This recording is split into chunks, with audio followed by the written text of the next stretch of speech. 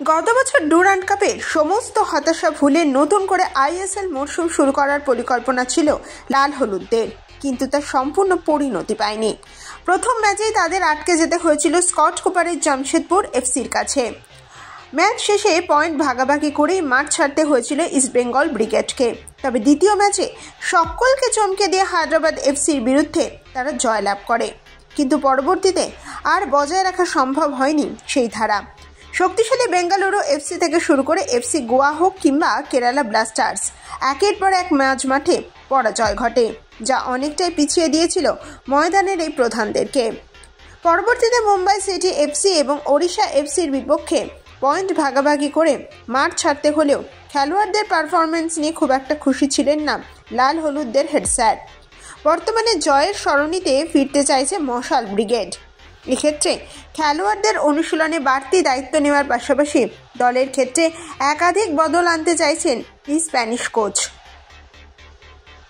মূলত মাঝ মাঠের পাশাপাশি আক্রমণ ভাগকে আরও মজবুত করতে মরিয়া হয়ে উঠেছে ম্যানেজমেন্ট। সেই জন্য এবারের ইন্ডিয়ান সুপার লিগের বেশ কিছু দলের দিকে নজর পড়েছে তাদের। সেক্ষেত্রে তাদের বাড়তি নজর রয়েছে হায়দ্রাবাদ এফসির দুই দাপুটে ফুটবলার তথা হিতেশ শর্মা এবং নিখিল পূজারির দিকে। এই নয়া উইন্টার ট্রান্সফার উইন্ডোতে এই দুই ফুটবলারকে দলের জার্সি পরাতে মরিয়া ইমামি ম্যানেজমেন্ট, কিন্তু সেটা যে খুব একটা সহজ কাজ হবে না তা বলাই বাহুল্য। এই দুই ফুটবলারকে ধরে রাখতে মরিয়া হয়ে উঠেছে হায়দ্রাবাদও। যতদূর খবর, তাদের জন্য নতুন করে প্রস্তাবও উঠে এসেছে ক্লাবের তরফ থেকে। তবে এই দুই ফুটবলারকে পেতেই অল আউট যেতে চায় ইস্টবেঙ্গল। অন্যদিকে স্প্যানিশ তারকা জাভিয়ের সিভোরিও টোরো থেকে শুরু করে ব্রাজিলিয়ান তারকা ক্লেটন সিলভা আক্রমণ ভাগের দায়িত্বে থাকলেও এখনও পর্যন্ত খুব একটা সফল হতে পারেননি তাদের কেউ। এই পরিস্থিতিতে লাল হলুদ থেকে ছাঁটাই হয়ে যেতে পারেন সিভেরিও টোরো। তার বদলে চলে আসতে পারেন নতুন বিদেশি ফুটবলার। তবে শুধু বিদেশি নয়, ভারতীয় ফুটবলারদেরও ব্যাকআপ হিসেবে রাখতে চাইছে কোয়াদ্রাত। তার মধ্যে এবার উঠে আসলো আরও এক ফুটবলারের নাম, তিনি লালরিনজুয়ালা। বর্তমানে আই লিগের অন্যতম সক্রিয় ফুটবল দল আইজাল এফসির সঙ্গে যুক্ত হয়েছে এই তারকা।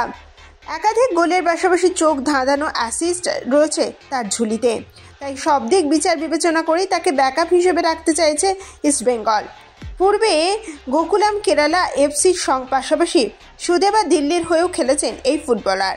এছাড়াও আইএসএল এর অন্যতম সফল ক্লাব বেঙ্গালুরু এফসির অনূর্ধ্ব-16 থেকে শুরু করে অনূর্ধ্ব-18 এমনকি বি দলেরও সদস্য ছিলেন এই তারকা।